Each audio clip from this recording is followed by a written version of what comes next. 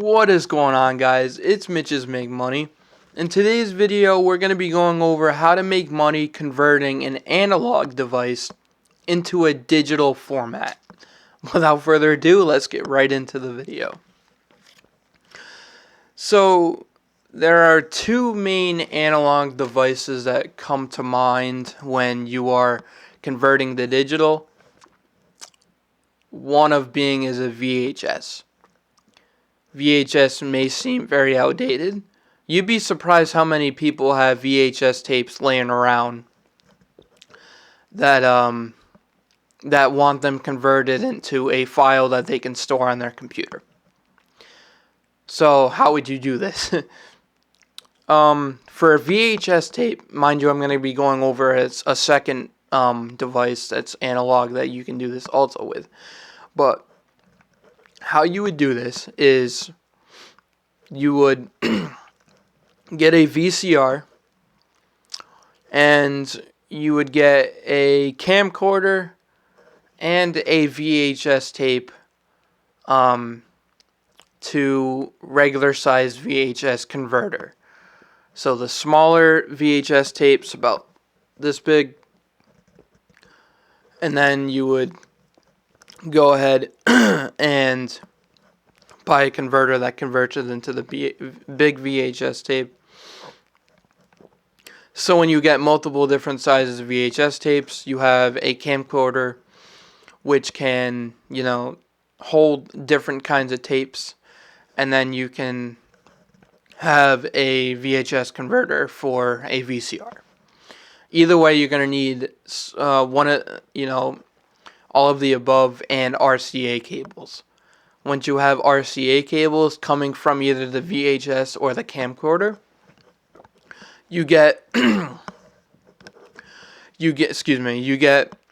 RCA to HDMI converter, and then you get a capture card which is HDMI to USB.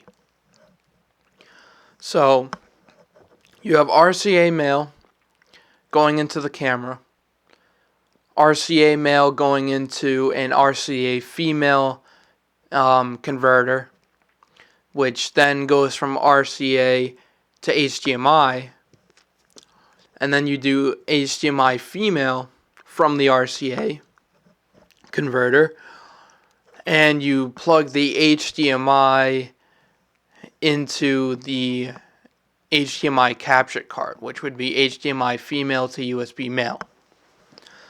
And then you would just hit play on the camera or the VCR and sit back and watch it do its thing, or sit back and let it do its thing rather. And then you can have after 30 minutes, I believe some of the tapes are, you can have a digital file for one of the tapes, and you can charge per tape too, or per project. They give you multiple tapes to do. You can charge by multiple tapes too. And then the second analog device that I have in mind to do this with is one of those audio tape recorders. Right, you get a tape deck, and you can record your voice on these little tapes, right? So what you do there